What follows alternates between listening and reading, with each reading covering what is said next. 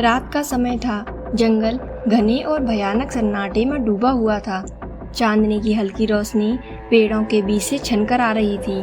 राजा विक्रमादित्य अपने वीर स्वरूप में तलवार लिए बेताल को कंधे पर उठाकर आगे बढ़ रहे थे। अचानक बेताल ने हंसते हुए कहा, राजन, इस बार की कहानी तुम्हारी समझ से परे होगी। सोच लो, यदि इसका सही उत्तर नहीं दिया तो तुम मुझसे हार जाओगे।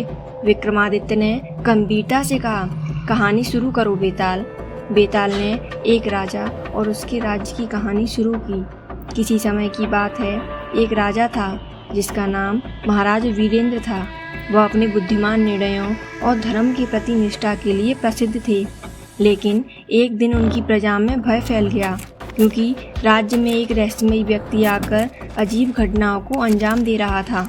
राजा वीरेंद्र ने उसे पकड़ने का आदेश दिया, लेकिन वह व्यक्ति हर बार बच निकलता।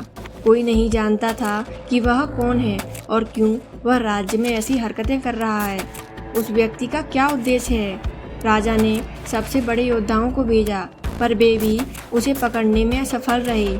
यह घटनाएं दिन पर दिन बढ़ती गईं और जनता में दहशत का माहौल बन गया।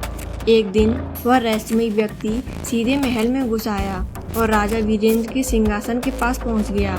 उसने राजा को चुनौती दी और कहा, राजन, मैं तुम्हारे राज्य को अपने अधीन कर लूँगा। यदि तुम्हें मुझे रोकना है तो मेरे 3 प्रश्नों का उत्तर दो। यदि तुम असफल हुए तो मैं तुम्हारे राज्य का विनाश कर दूंगा।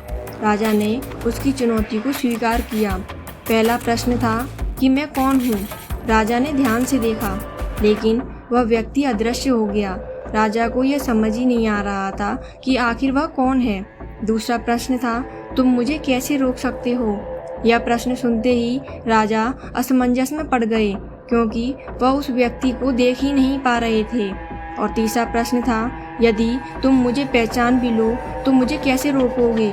राजा के सामने चुनौती और भी ज़्यादा कठिन हो गई थी। यह कहानी सुनकर राजा विक्रमादित्य ने सोचा कि राजा वीरेंद्र के पास अब कोई और रास्ता नहीं बचा।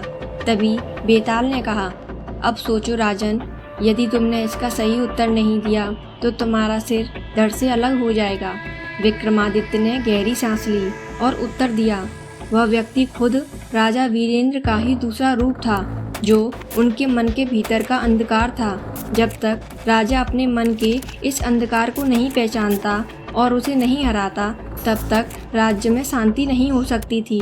यह उसके भीतर का अंधकार था जो राज्य के विनाश का कारण बन रहा था।